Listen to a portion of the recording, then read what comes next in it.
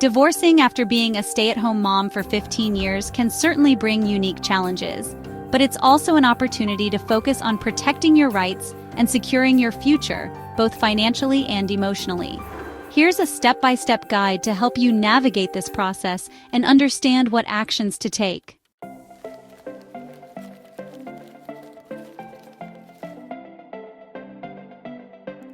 First and foremost, familiarize yourself with the basics of the divorce process in your state or country, as divorce laws can vary by jurisdiction. No-fault divorce. In many states, you don't need to prove that someone did something wrong for the divorce to happen, like infidelity or abuse. You'll simply need to state that the marriage is irretrievably broken or irreconcilable differences. Divorce grounds. If you're in a jurisdiction where grounds for divorce are necessary, such as infidelity or abuse, understand how this might affect your case.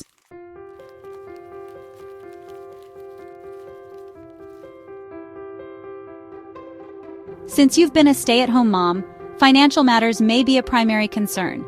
The good news is that you have rights regarding financial support, particularly if you've been out of the workforce for an extended period. Gather financial documents. Make a list and start collecting important financial documents, such as bank account statements, both joint and separate, tax returns for the past few years, pay stubs if applicable, mortgage documents, credit card statements, and other loans. Retirement account information like 401k, IRAs, pensions, and any other assets or debts. Determine spousal support. Alimony. Since you've been out of the workforce, you may be entitled to spousal support, or alimony, to help maintain your standard of living post-divorce. Factors like the length of the marriage, your spouse's income, and your ability to support yourself will be considered. A divorce lawyer will help assess what you're entitled to. Child support. If you have children, you'll likely be entitled to child support from your husband. The amount is generally determined by factors such as his income, custody arrangements, and the needs of the children. Ensure that you're aware of your rights here, especially if there are ongoing financial responsibilities like daycare or healthcare. Division of property. Understand how property is divided in your state, whether it's a community property state, where assets and debts are split 50-50, or an equitable distribution state, where assets are divided fairly but not necessarily equally. Consider how the division of property could affect your future finances.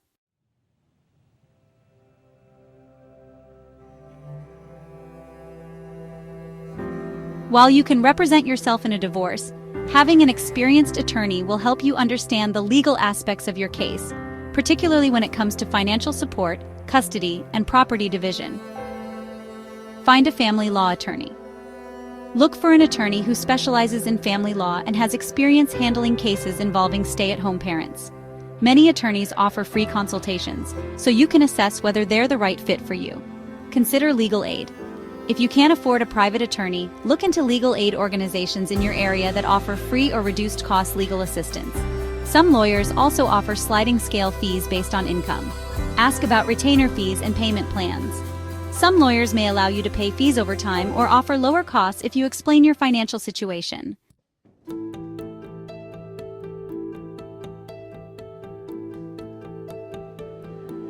Once you have a lawyer, or decide to proceed pro se, meaning representing yourself, you'll need to file a petition for divorce. This officially begins the legal process. Depending on your jurisdiction, you may need to file certain forms, such as a petition for dissolution of marriage, along with other supporting documents. Divorce cases are filed in the county where either spouse resides, so make sure you're filing in the correct location. Once you file, your spouse will need to be notified of the divorce proceedings, typically through a process called service of process. Your attorney can help with this step.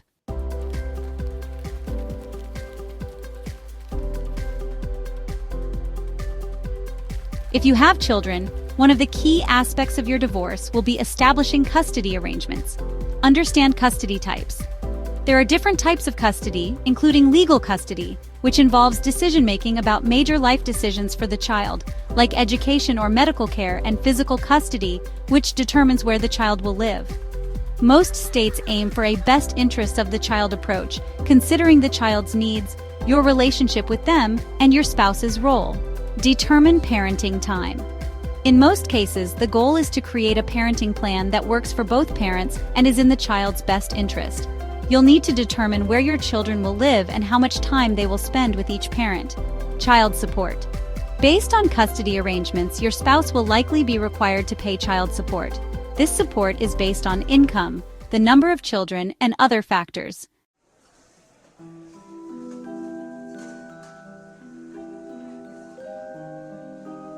If the divorce is taking time to be finalized, you may need to request temporary orders from the court to ensure that there's financial support in place for you and your children.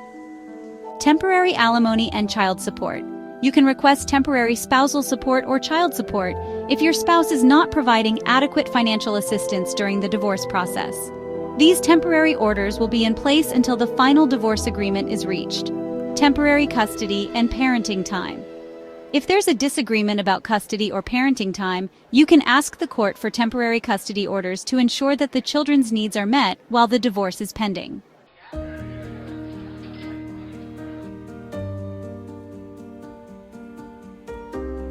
In most divorces, both parties will attempt to negotiate a settlement outside of court, which can be less stressful, time-consuming, and expensive. Mediation. Many courts require mediation before a trial, where both spouses and their attorneys meet with a neutral third-party mediator to try and resolve their issues. If you can reach an agreement during mediation, the court will review and approve it. Negotiation. Through your attorney, you'll negotiate the terms of the divorce, including property division, custody, and support. Make sure you are well informed about your rights and entitlements before agreeing to any terms. Trial. If a settlement can't be reached, your case may go to trial, where a judge will make decisions on contested issues like custody, support, and property division. This can be more time-consuming and costly, so it's usually a last resort.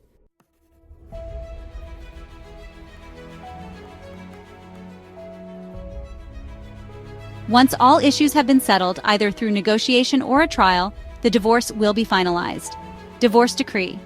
The court will issue a divorce decree, which will outline the final terms of the divorce, including property division, alimony, custody, and child support. Once this decree is issued, the divorce is legally final. Post-divorce considerations.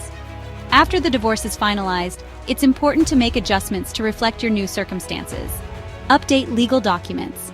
Update your will, healthcare proxies, power of attorney, and any other legal documents to reflect your new marital status and wishes. Financial planning. Consider working with a financial advisor to plan for your financial future, including budgeting, saving, and investing, particularly if you're re-entering the workforce after being a stay-at-home mom. Co-parenting. Work on maintaining a cooperative relationship with your ex-spouse for the sake of the children. This may involve regular communication and flexibility regarding custody and parenting time. Summary of actions you should take. Consult a family law attorney or explore legal aid options if you can't afford one. Gather financial documents like bank statements and tax returns. File for divorce with the help of your lawyer or by yourself if necessary.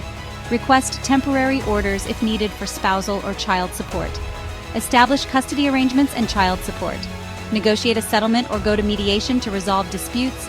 Prepare for the possibility of trial if a settlement isn't possible. Finalize the divorce and get a divorce decree from the court. Plan for life post-divorce, including financial planning and adjusting legal documents. By following these steps and making informed decisions, you'll be better prepared to handle your divorce and its emotional and financial impacts. Remember, you're not alone. There are resources and support available to help you through this challenging time.